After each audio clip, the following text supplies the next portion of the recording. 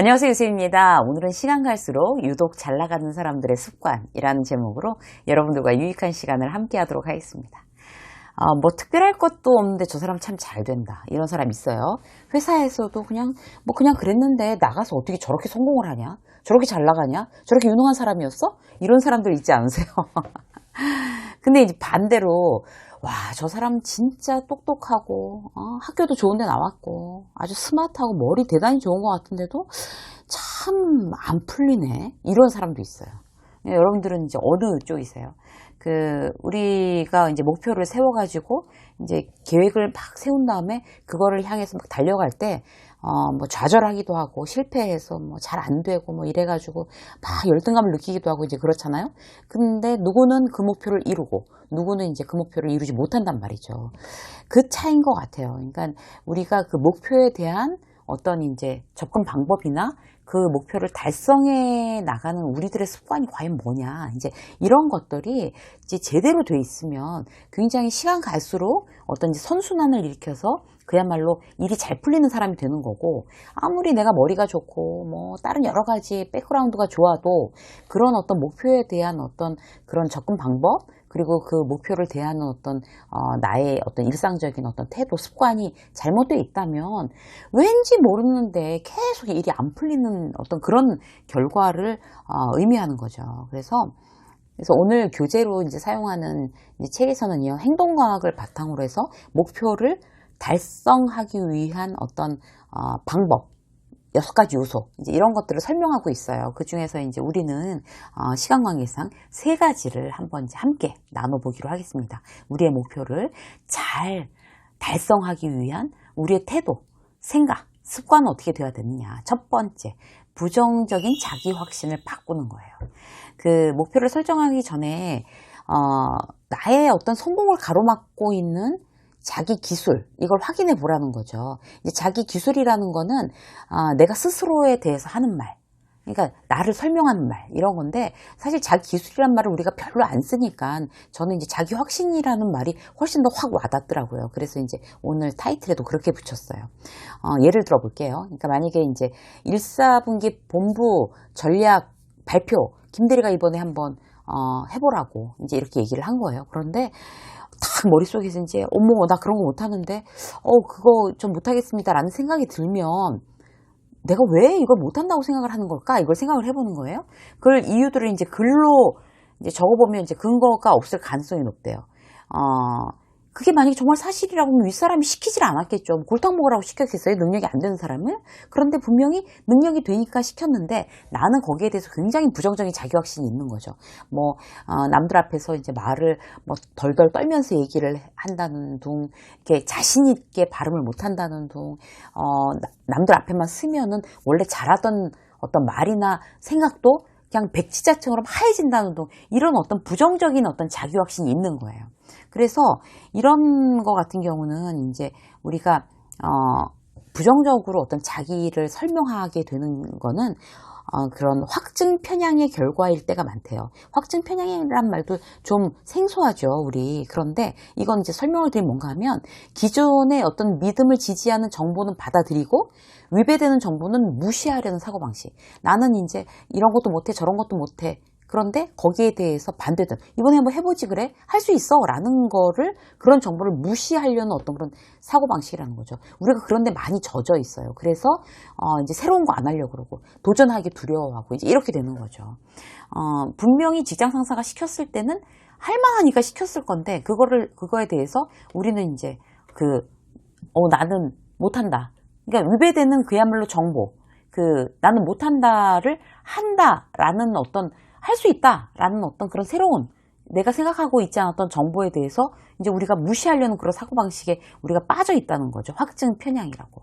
그래서 이런 것들을 이제 고치려면 어떻게 해야 될까? 나의 성공을 가로막고 있는 자기 기술을 적어보는 거예요. 예를 들어서 이런 거죠. 자기 기술 이렇게 써놓고 여러분들도 이제 메모해 보세요. 나는 자신감이 없다. 나에 대해서 내가 이제 부정적인 어떤 자기 확신을 갖는 거죠. 실수할까봐 늘 걱정되고 두려워하고 전날 잠도 못 자서 막 컨디션이 엉망이다. 이런 중요한 어떤 발표나 이런 게 있다고 하면, 그래서 나는 자신감도 없고 이런 거 못한다. 이런 거예요. 나에 대해서 이제 기술했어요. 그럼 이제 그 옆에다가 뭐라고 쓰나 하면 이거를 변화시킬 수 있는 작은 실천들을 기록하는 거예요. 예를 들어서 이제 주 1회씩 사람들 앞에서 내 생각을 이제 발표할 수 있는 독서 모임에 나가보자. 독서 모임이란 거 모여서 그렇게 하는 거잖아요. 이제 같은 책을 읽고 돌아가면서 이제 느낀 점을 발표하고 이러는 거 대단히 사실 많이 도움됩니다. 그렇게 이제 남들 앞에서 이야기하는 거에 대해서 두려움을 갖고 계신 분들은 그런 소모임 같은 거 나가서 이제 연습하시면 대단히 도움되고요. 아니면 이제 그런 것도 싫다라고 하면 주 1회 집에서 이제 동영상을 찍어서 비공개 유튜브에다가 올리는 것도 적극적으로 추천드려요. 그리고 그거를 보고 이제 나한테 이렇게 코칭해 줄 수 있는 일부 사람들한테만 일부 공개하는 거 이런 것도 굉장히 좋죠. 그러니까 저도 지금 이제 카메라 이제 켜놓고 혼자 방송하는 거잖아요. 이렇게 요새는 카메라를 켜놓고 혼자 뭐 이야기하거나 그래서 나중에 그 영상을 다시 볼 수 있는 이런 게 너무 간단한 것 같아요. 그렇기 때문에 여러분들도 혹시 그렇게 난 자신감이 없고 남들한테 앞에서 발표하는 거 굉장히 무서워한다라고 하면 저처럼 혼자 카메라 켜놓고 이제 댁에서 여러분들이 아무데나 이렇게 앉아서 카메라 켜놓고 이제 삼각대 이렇게 해놓고 이야기하고 찍어보고 이제 다시 돌려보고 내가 말을 이렇게 하는구나. 내가 시선을 어디다 둘 줄을 몰라서 굉장히 힘들어하는구나. 이런 걸 스스로 모니터링하면서 자꾸 고쳐보는 거 이런 거 대단히 변화를 줄 수 있습니다. 또 다른 예를 볼까요? 또 이제 부정적인 자기 확신. 자기 기술을 어떻게 해보나 하면 나는 글을 못 쓴다. 그런데 작가를 동경한다. 이런 분들 주변에 대단히 많아요. 난 정말 책을 쓰고 싶어. 작가가 되고 싶어. 근데 난 글을 너무 못 써. 이렇게 말씀하시는 거죠. 그럼 어떻게 해야 되겠어요? 작은 실천. 옆에다 쓰는 거예요. 매일 일기 쓴다. 제가 적극적으로 추천드리는 건 이제 메모장 쓰시는 건데 그게 이제 너무 또 부담스러우신 분들은 이제 인스타 있잖아요. 인스타에 3줄 일기 쓰기가 한동안 굉장히 유행했어요. 그래서 인스타에다가 하루에 3줄만 쓰는 거예요. 3줄만. 뭐 어떻게 했다 오늘. 저녁 하늘이 굉장히 예쁘다. 뭐 이런 거 있잖아요. 오늘 보름달이다. 뭐 이런 거. 그리고 오늘 누구를 만났는데 너무 모처럼 만나서 너무 행복했다. 막 이런 얘기들. 3줄 일기. 인스타에 쓰는 거 대단히 도움됩니다. 그리고 블로그도 시작한다. 블로그를 시작하시는 분들은 주제를 정하시는 거 굉장히 좋죠. 뭐 여행에 대한 자기가 좋아하는 거. 꼭 자기가 좋아하는 걸 해야 돼요. 여행, 아니면 음식, 아니면 뭐 커피 좋아하시는 분은 커피, 아니면 반려견 뭐 이런 거 있잖아요. 고양이도 있고. 블로그는 주제가 딱 정해져 있으면 좋아요. 이렇게 중구난방식으로 안 하고 그 주제에 맞춰서 자기가 지속적으로 블로그에다가 이제 글을 올리게 되면 거기에 대해서 이제 어떤 이제 모르는 수많은 어떤 대중들의 피드백이 오기 시작하거든요. 그러면 본인한테 굉장히 응원이 되는 거죠. 그래서 언제나 바뀔 수 있어요. 그러니까 나의 어떤 부정적인 자기 확신, 부정적인 어떤 자기 기술을 우리가 고칠 수 있는 작은 실천을 적어놓고 실제로 이제 객관적으로 이제 거기서 이제 벗어나려고 성장하려고 노력하는 거 너무 좋습니다. 여러분들한테 정말 응원 드리고 싶어요. 두 번째는 뭔가 하면 피드백을 걸러내는 거예요. 목표로 나가다 보면 항상 타인의 피드백을 우리가 듣게 되잖아요. 그런데 주의해야 될 점이 이 교재에서 뭐가 나오고 있냐면 키 큰 양귀비 증후군이에요. 이런 걸 주의해야 된다는 거죠. 키 큰 양귀비 증후군 여러분들 많이 들어보셨죠. 재능이나 성과가 뛰어난 사람이 오히려 분노와 공격의 이제 대상이 되는 그런 사회 현상을 얘기해요. 그러니까 누가 잘 하면 그냥 평소에 굉장히 우호적이었던 사람도 대단히 공격적으로 바뀌는 그런 경우들이 있죠, 우리한테. 뭐 별다른 이유 없이 막 악플 세례받는 그 연예인이 뭘 잘못했다고 그러겠어요. 근데 그렇게 악플다는 사람들이 있잖아요. 그런 것도 갑자기 너무 스타가 되고 이러면 이제 그런 것도 이제 키 큰 양귀비 증후군 중에 하나라는 거죠.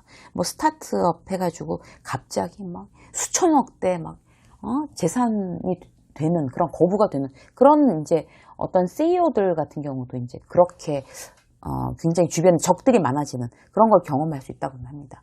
키 큰 양귀비 증후군의 타깃이 된 거죠. 원래 있던 자리에서 벗어나는 것만으로도 누군가는 이제 여러분을 키 큰 양귀비로 볼 수 있다는 거죠. 그렇기 때문에 이제 그들의 피드백이 적절한 거냐 아니냐라는 거는 늘 걸러두는 게 굉장히 중요해요.